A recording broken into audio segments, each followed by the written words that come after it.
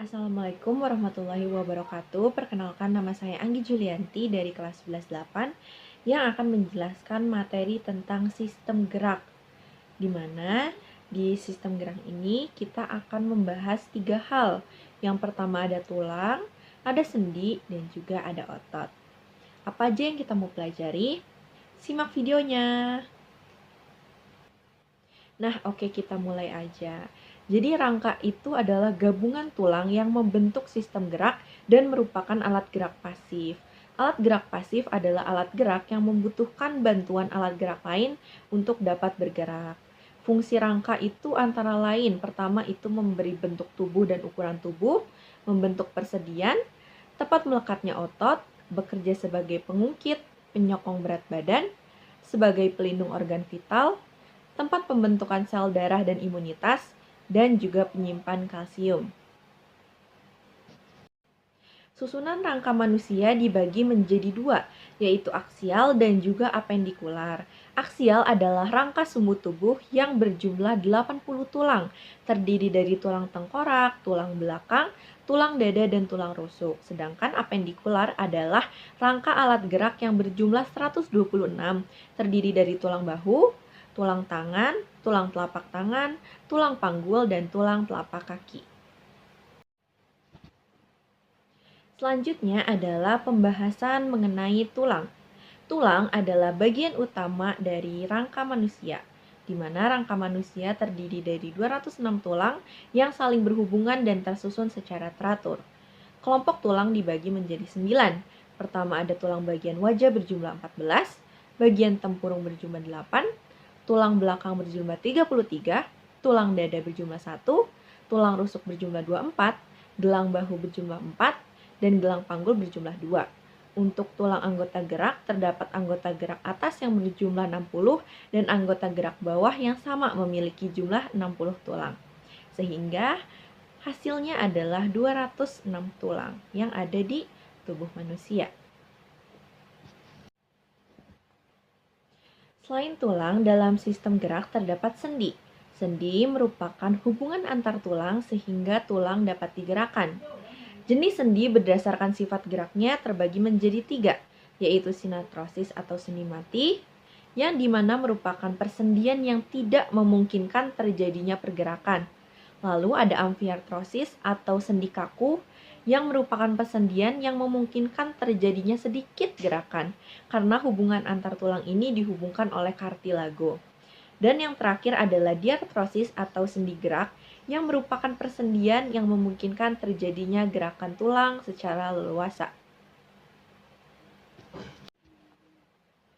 Lalu ada pembahasan lebih lanjut mengenai jenis sendi diartrosis yang kemudian dibagi menjadi 6.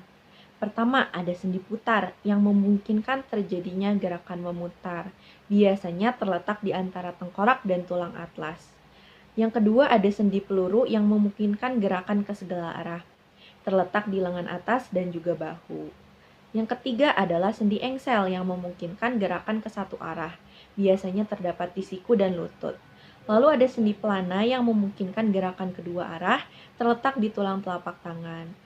Yang kelima ada sendi geser yang memungkinkan gerakan bergeser, terletak di hasta dan juga pengumpil.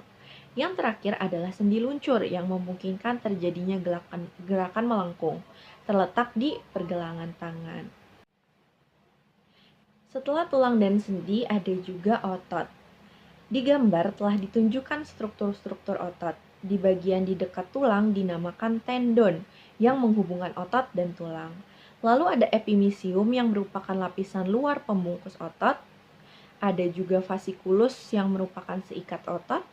Ada juga sarkolema yang membungkus sarkoplasma, dan ada serabut-serabut otot yang disebut miofibril. Tidak lupa ada miofilamen yang mengandung benang-benang aktin serta juga benang-benang miosin. Di dalam struktur otot ada sarkomer yang memiliki bagian-bagian sebagai berikut. Ada pita I yang mengandung aktin sehingga menghasilkan daerah terang. Lalu pita A yang mengandung aktin serta miosin yang menghasilkan daerah gelap. Dilanjut garis Z yang merupakan garis penghubung sarkomer. Dan yang terakhir adalah zona H adalah daerah terang sempit antara daerah gelap pita A dan hanya mengandung miosin.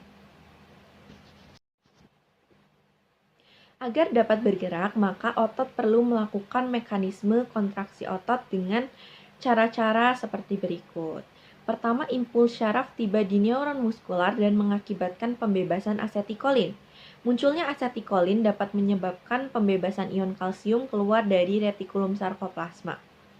Peningkatan jumlah kalsium ini menyebabkan ion ini terikat pada troponin dan akan mengakibatkan perubahan pada struktur troponin sehingga kepala miosin akan berikatan dan membentuk aktomiosin.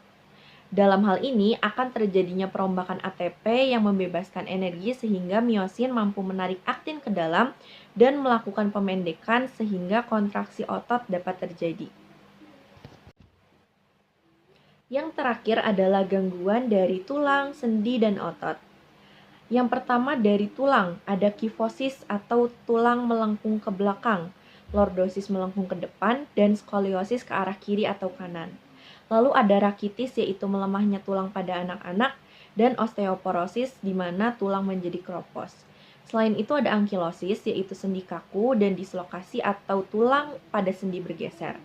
Lalu juga ada gangguan pada otot antara lain adalah atrofi otot atau menipisnya otot, kram otot yakni kontraksi yang tidak terkendali, dan hipertrofi otot atau pertumbuhan sel-sel otot yang berlebih. Terima kasih.